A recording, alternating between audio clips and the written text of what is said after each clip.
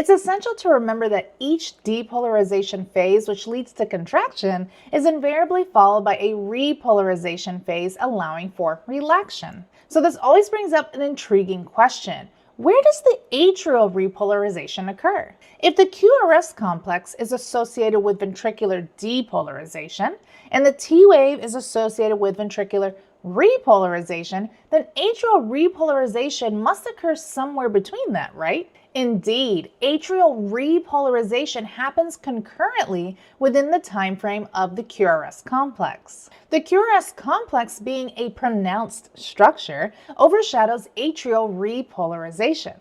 And this is because the ventricles contract with much more force than we see with the atria, effectively concealing that atrial repolarization signal. Therefore, atrial repolarization leading to the atria's relaxation occurs following the P wave but is encompassed inside the span of our QRS complex.